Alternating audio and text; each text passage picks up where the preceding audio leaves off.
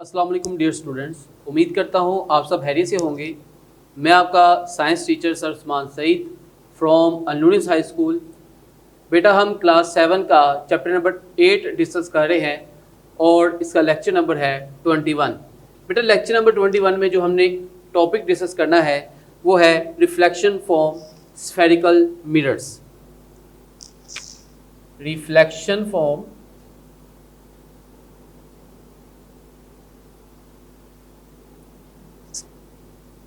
spherical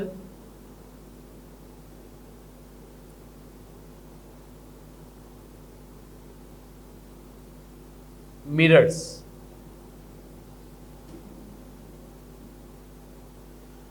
अब आपको अगर याद हो तो हमने डिटेल में ये बात डिस्कस की थी कि स्फेरिकल मिरर्स कौन से होते हैं और हमने स्फेरिकल मिरर्स की डेफ को डिफाइन भी किया था।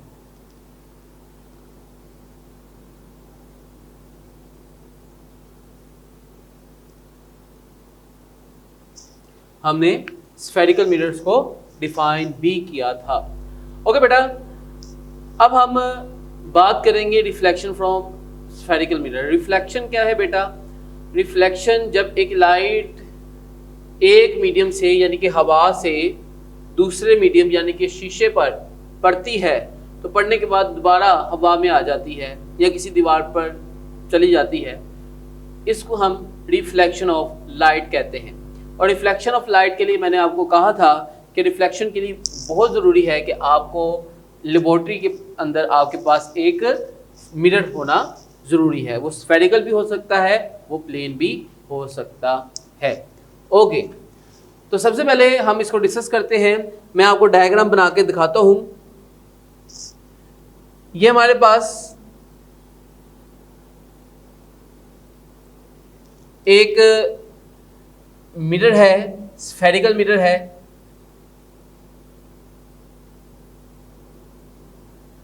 जिसकी इनर कर्व सरफेस जो है वो रिफ्लेक्टिंग है। मतलब कहने का ये है कि ये जो सरफेस है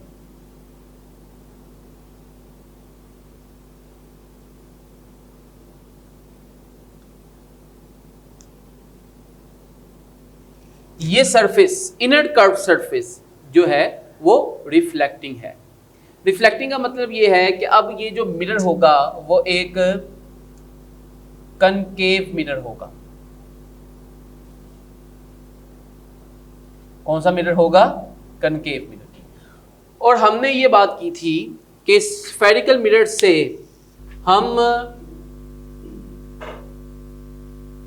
रियल इमेज भी हासिल कर सकते हैं और वर्चुअल इमेज भी हासिल कर सकते हैं। लेकिन यहाँ पर इस टॉपिक के अंदर हमने दो मेन बातें डिस्कस करनी है, वो ये कि कनकेव मिरर को हम कन्वर्जिंग मिरर क्यों कहते हैं और कन्वेक्स मिरर को हम डाइवर्जिंग मिरर क्यों कहते हैं। ओके बेटा, तो हम यहाँ पर अपनी डायग्राम को कंप्लीट करने की कोशिश करते हैं। सबसे पहले ये मेरे पास लाइन है, ये मैं कहता हूं ये मेरे पास सेंटर ऑफ कर्वेचर है, ये स्फीयर का सेंटर होता है। ये पोल है जिसको मैं P से रिप्रेजेंट कर रहा हूं और इस पॉइंट को मैं O भी लिख सकता हूं। ठीक है, उसके बाद एक रे ऑफ लाइट आ रही है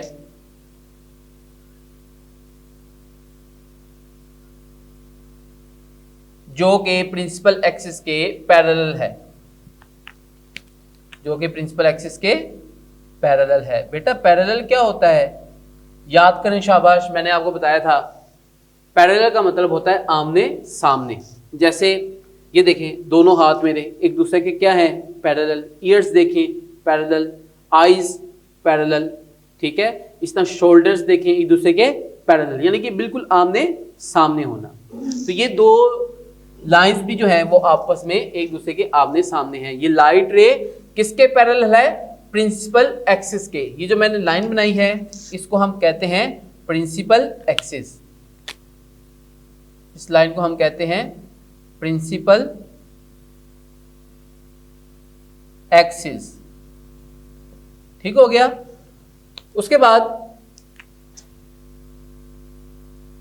इस को हमने नाम दे देना है, ये पॉइंट P से आ रही हैं और पहुंच कहां पे रही हैं, क्यूब पे जाके ये स्ट्राइक कर रही है।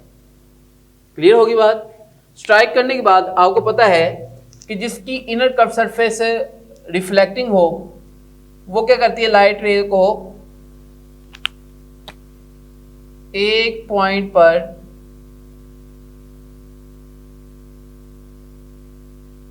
कन्वर्ज करवा देती है। वो लाइट रे को एक पॉइंट पर क्या करती है, कन्वर्ज करवा देती है। अब ये लाइट रिफ्लेक्शन से क्या हुआ है, लाइट का जो पाथ था, लाइट का जो रास्ता था वो चेंज हो गया है। अब हम इसके लिए एक नॉर्मल ड्रॉ करते हैं। अब ये जो मैंने डॉटेड लाइन लगाई है ये क्या है, नॉर्मल। और ये जो लाइट रे जिस पॉइंट पर प्रिंसिपल एक्सिस से गुजरी है उसे हम F से रिप्रेजेंट करते हैं और ये क्या होता है बेटा, प्रिंसिपल फोकस। अगर आपको याद हो तो कल हमने प्रिंसिपल फोकस के बारे में पढ़ा था कि जब लाइट रे रिफ्लेक्ट होने के बाद जिस प्रिंसिपल एक्सिस पर जिस पॉइंट से गुजरती है उस पॉइंट को हम प्रिंसिपल फोकस कहते हैं। ओके, नेक्स्ट देखते हैं बेटा।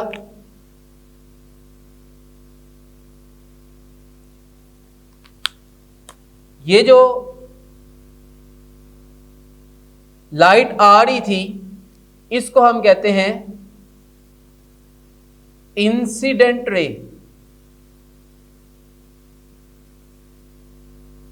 या इंसिडेंट लाइट कह ले, जो लाइट आ रही थी। और ये जो रिफ्लेक्ट हुई है इसको हम कहते हैं reflected ray.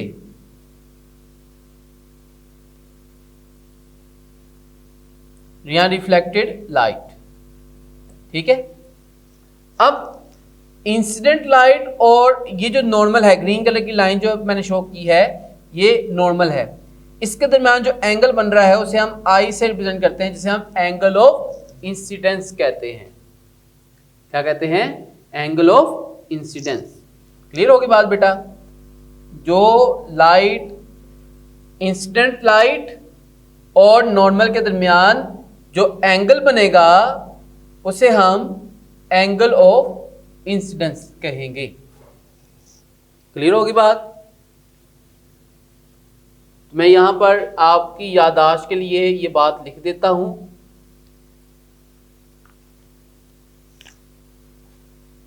The angle between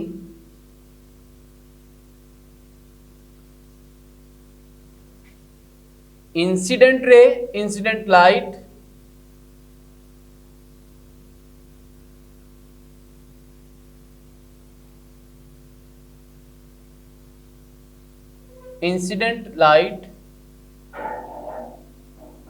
and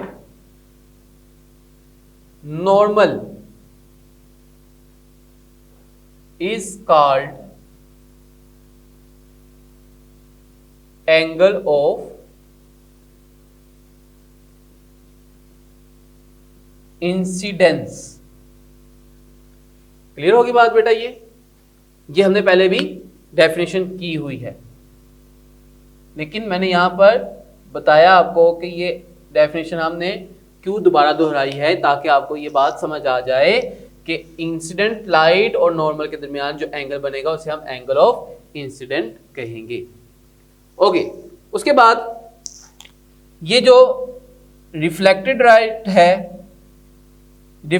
light है और नॉर्मल के दरमियान जो एंगल बनेगा उसे हम आर से रिप्रेजेंट करते हैं और इसे एंगल ऑफ रिफ्लेक्शन कहते हैं। तो हम इसकी भी डेफिनेशन लिख लेते हैं। The angle between reflected ray या reflected light and normal is called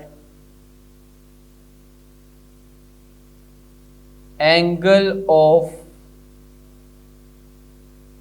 reflection.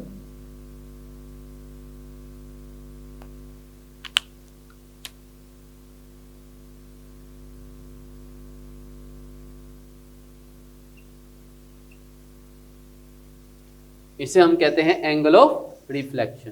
Clear होगी बात। अब आपने लॉज ऑफ रिफ्लेक्शन में ये बात पढ़ी थी कि रिफ्लेक्शन के अंदर होता यह है इंसिडेंट रे, नॉर्मल और reflected ray at the point of incidence. Point of incidence यहां पे क्या है? Q। Are lying on the same plane, कि तमाम एक ही प्लेन पर वाक़ हैं। इंसिडेंट रे भी देखिए इसी पॉइंट पर है, नॉर्मल भी इसी पॉइंट पर है और रिफ्लेक्टेड रे भी इसी पॉइंट पर है। इसे हम कहते हैं are lying on the same plane. Clear होगी बात बेटा? ये बात समझ आ गई? उसके बाद देखिए बेटा, दूसरा पॉइंट हमने ये पढ़ा था कि angle of incidence, angle of incidence is equal to angle of reflection. अब यहां पर जो एंगल ऑफ इंसिडेंस है वो एंगल ऑफ रिफ्लेक्शन के बराबर लाजमी होगा, क्योंकि प्लेन मिरर और स्फेरिकल मिरर के केस में लॉज ऑफ रिफ्लेक्शन होल्ड करते हैं। क्लियर होगी बात बेटा? आखिरी बात जो मैं यहां पर करने जा रहा हूं बेटा वो ये है कि देखें, ये जो लाइट आ रही थी इंसिडेंट लाइट, वो रिफ्लेक्ट होने के बाद फोकस में से गुजरी और फोकस में से जब ये गुजरी है तो मिरर के बिल्कुल फ्रंट पे फोकस बना है, मिरर के बिल्कुल फ्रंट पे फोकस बना है, इसलिए हम ये कहते हैं। उसके बाद दूसरी लाइट रे देखें, जब ये लाइट रे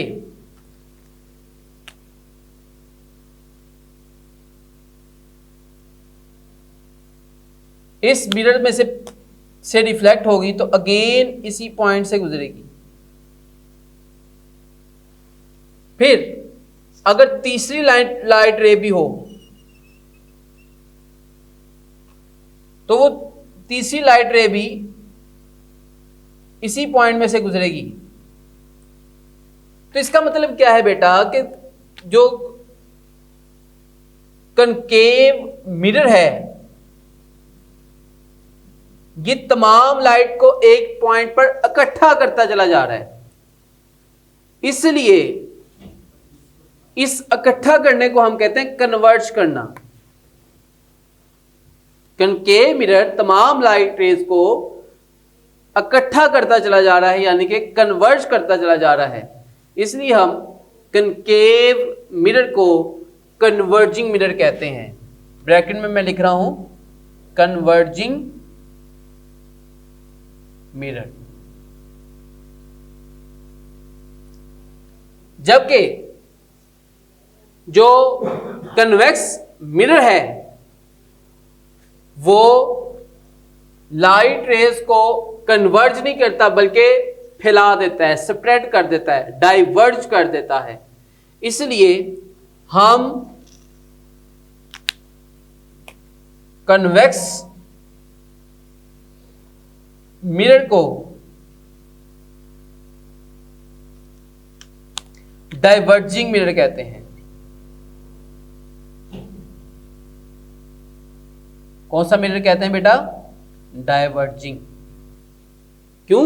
क्योंकि ये लाइट रेज को फैला देता है। कैसे फैलाता है ये हम अपने नेक्स्ट लेक्चर के अंदर डिस्कस करेंगे, लेकिन आखिरी बात मैं आपको बताता चलूं वो ये है कि बेटा हमने कल बात ये की थी कि प्रिंसिपल फोकस F और पोल के दरमियान जो फासला होता है वो वेवलेंथ, वो फोकल लेंथ के बराबर होता है। वो किसके बराबर होता है? फोकल लेंथ के। लेकिन आपके लिए यहाँ पर एक और इंटरेस्टिंग इंफॉर्मेशन है कि जो फोकल लेंथ होती है ये हमेशा रेडियस ऑफ कर्वेचर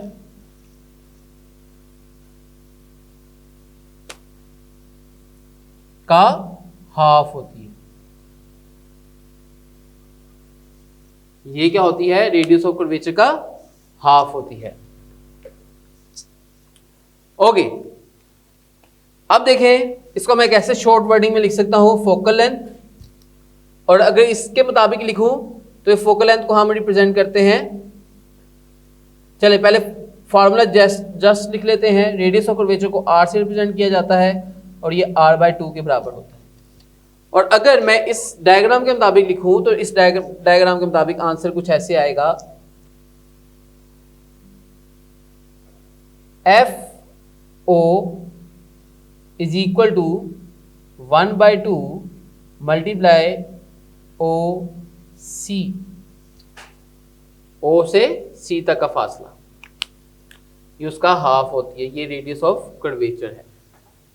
क्लियर है बेटा? बात समझ आ गई कि अहम कॉन्सेप्ट ये था इसमें कि focal length radius of curvature का हाफ होती है। वो जितना मर्जी हो, वो ज्यादा हो, अगर रेडियस ऑफ कर्वेचर ज्यादा है तब भी फोकल लेंथ उसका हाफ होगी, अगर रेडियस ऑफ कर्वेचर कम है तब भी focal length radius of curvature का हाफ होगी। ओके बेटा, ये तो था हमारा लेक्चर नंबर 21। उम्मीद करता हूं कि आपको आज का लेक्चर समझ आया होगा। अपने फीडबैक से जरूर आगाह कीजिएगा।